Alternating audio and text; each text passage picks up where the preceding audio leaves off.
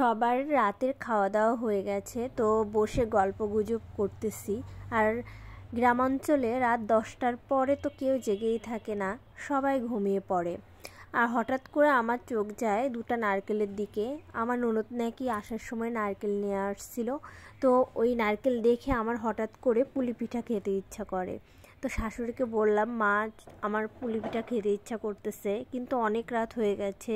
যেহেতু ওনারা গ্রামের মানুষ, তাড়াতাড়ি ঘুমায় আবার খুব সকালে ওঠে, কিন্তু আমরা তো একটু দেরি করে ঘুমাই, আবার দেখা গেল সকালের দিকেও একটু দেরি করে উঠি। আর তখন আমার শাশুড়ি মা আর ননদ দুইজনে মিলে পুলি পিঠার আয়োজন করলো, কিন্তু বাসায় কোনো গুড় ছিল না। তো আমার শাশুড়ি মা বললো যে এখনও তো গুড় কেনা হয়নি, তো আজকের মতো চিনি দিয়েই বানাই, এটা দিয়েই খাও। তারপর আর কি সবাই মিলে হাতে হাতে তাড়াতাড়ি করে পুলি পিঠার আয়োজন কমপ্লিট করে ফেললো। আর দেখো পুলি পিঠাগুলো কত সুন্দর করে বানাচ্ছে, মানে আমার তো দেখে খুবই ভালো লাগতেছে। এত সুন্দর করে কিভাবে বানায় ওরা কে জানে। ইদানিং আমার কি হয়েছে জানি না, আমার শুধু পিঠা পুলি মিষ্টি হাবিজাবি খেতে ইচ্ছা করে, নুডলস, তারপরে চটপটি, ফুচকা, মানে সব কিছুই খেতে ইচ্ছা করে, কোনো কিছুতে না নেই। মুখের এত বেশি রুচি হয়ে গেছে বলার মতো না। সবাই মিলে হাতে হাতে কাজ করলে কিন্তু অনেক তাড়াতাড়ি হয়ে যায়, তাই না? আসলে গ্রামাঞ্চলে থাকার এই মজা, মানে এখানে থাকলে সবাই মিলে যে কোনো একটা কিছু হাতে হাতে তৈরি করলে অনেক তাড়াতাড়ি কাজটা কমপ্লিট হয়ে যায়। আর পুলি পিঠাগুলো কিন্তু বানানো হয়ে গেছে, এখন কিন্তু এগুলা সিদ্ধ করতে দেবে। পুলি পিঠা বানানোর সময় তোমরা যে ডো তৈরি করো, ওই ডোটা যদি অনেক ভালোভাবে মাখাও, মানে ময়ান দাও, তাহলে নাকি পিঠা একটুও ফাটে না।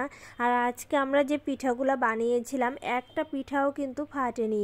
আর সবাই মিলে দেখো কাজ করতেছে, একজন বেলতেছে, আরেকজন কাটতেছে, আরেকজন পিঠা বানাচ্ছে, আর আমি ভিডিও করতেছি। আর আমি ভাবতেছি এখন একটা কিছু করব, কারণ একেবারে কিছু না করলে কেমন হয়, তাই সবার জন্য আমি এখন পিঠা সিদ্ধ করতে দিব।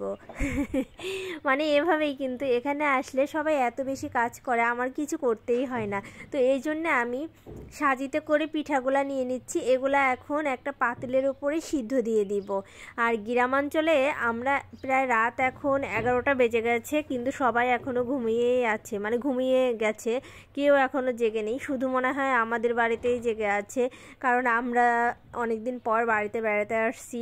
সবাই মিলে অনেক অনেক গল্প করতেছি, অনেক কথা বলতেছি, মানে অনেক মজা করতেছি আর কি, এই জন্য কেউ ঘুমিয়ে নেই।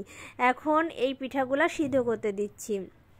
আর সিদ্ধ করা হয়ে গেছে, তো এই দেখো একটা পিঠাও কিন্তু ভাঙেনি। আমি তো দেখে আর লোভ সামলাতে পারতেছি না, তো আমি এখন পিঠা খাবো। তোমরা অবশ্যই আমার ভিডিওটি সম্পূর্ণ দেখে কেমন লাগলো কমেন্ট করবে।